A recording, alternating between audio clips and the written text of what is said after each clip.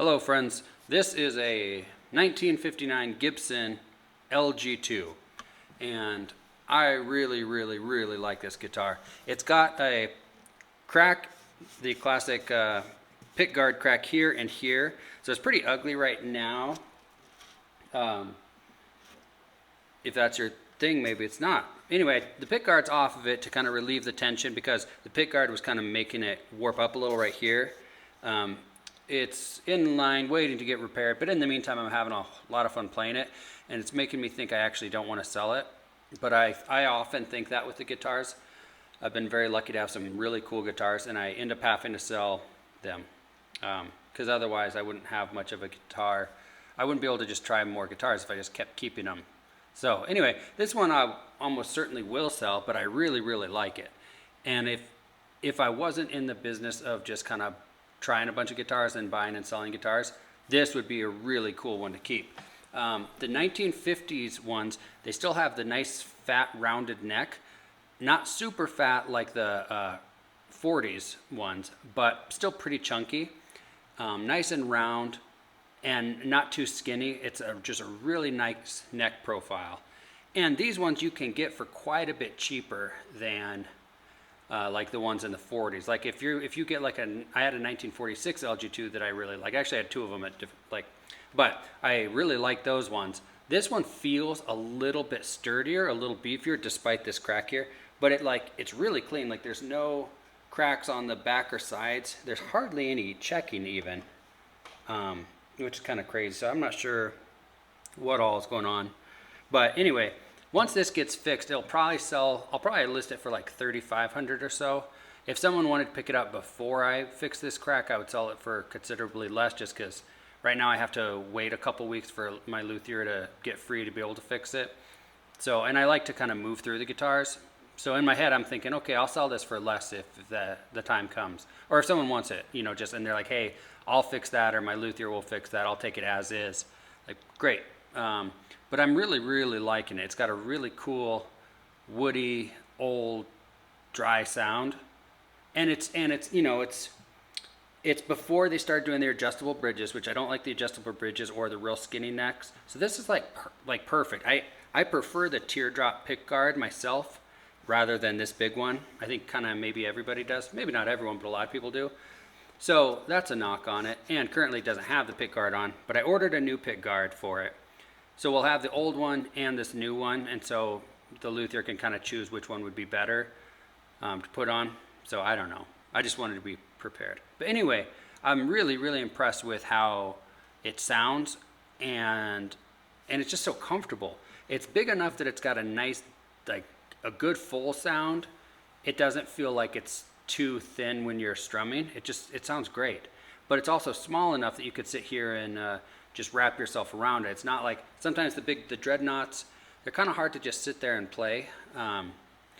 Even like the J45 or D18 or D28 or whatever, this one, it just like you could really wrap around it. It's probably similar to like a Martin, between a 0018 and like a 0018. But it's mahogany back and sides with a spruce top, and it's just really neat, a very neat guitar. So, and I think it's mostly original. I don't think it was played very much. The only thing that's not original, now take that with a grain of salt because I'm not an expert. If someone came along and was like, this part's not original, all right, fine, whatever.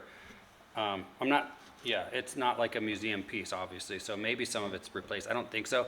I'm guessing this saddle has been replaced because this is kind of, I don't know, it doesn't look like the saddle that they would have. It looks a little bit too squared off, maybe. I don't know. Anyway, it sounds really good, which you don't have to take my word for it. I'll play it for you. Yeah, 1959 Gibson LG2.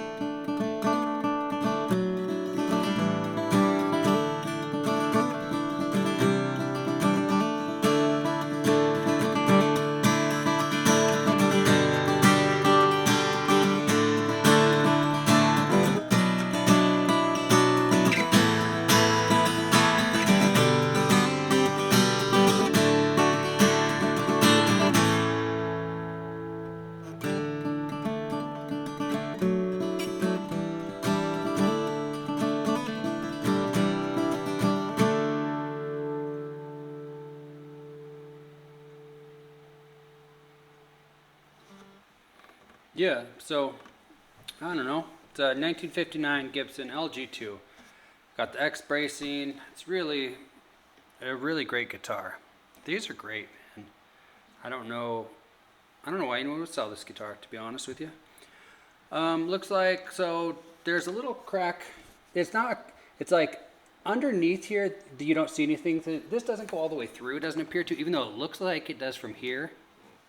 But it's very old. There's so either I'm not sure what's going on, because you would think that there'd be a very obvious thing underneath, but I've put my little camera down there and I cannot find anything. It just looks clean on the inside, but whatever. Anyway, if it does go through, it's been fixed like several decades ago. This one here is still current. Boop. That one's current here. So this needs to be glued and cleated or whatever, and then a new pick guard put on.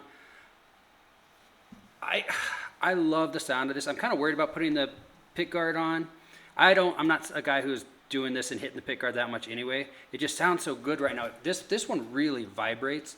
Not every guitar is going to be the same. You might get a 1959 LG2 that doesn't vibrate or is dead. This one kind of like, it's got some oomph, you know, it vibrates in when you hold it next to you, which is like what you want, you know.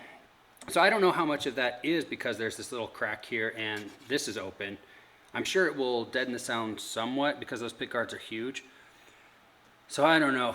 It kind of looks a little funny though without anything on there. I mean, it obviously looks funny. Maybe it could be my own style thing if I kept it. I don't know. But I really, really love this guitar.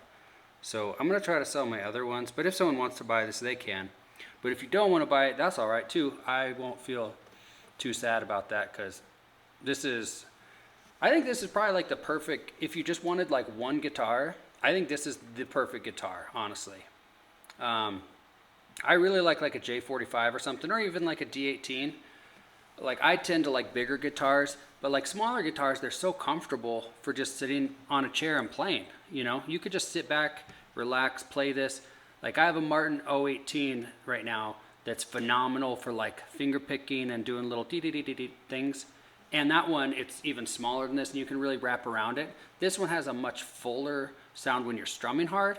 So it kind of depends what you want to do with it. But like this is a good all around. This I think sounds good enough strumming.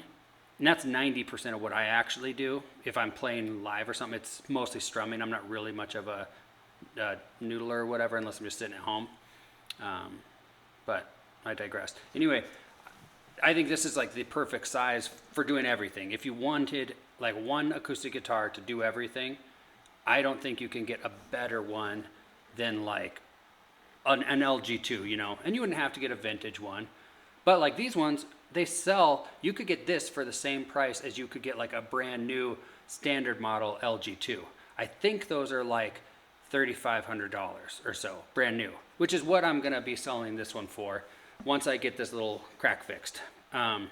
So you could get a 1959 for the same price, and this is open and old and woody, and it's got mojo. And once these cracks are fixed, great, we're off to the races, you know? So I don't know, that's my thought on it. I think if someone buys this, they'll be super happy. I'll be super happy if someone doesn't buy it because that means I get to keep it for a little bit longer. But yeah, if you want one guitar to do everything, I think an LG2, that's the way to go, you know, especially if you're not like a huge person. If you want like a Dreadnought, fine. I love a J45. I love them. This one is a little more comfortable to sit here and play. It just is. It's a little bit smaller, a little more comfortable. So I'm not trying to talk you into it. I'd like to talk you out of it. Anyway, thank you guys for watching.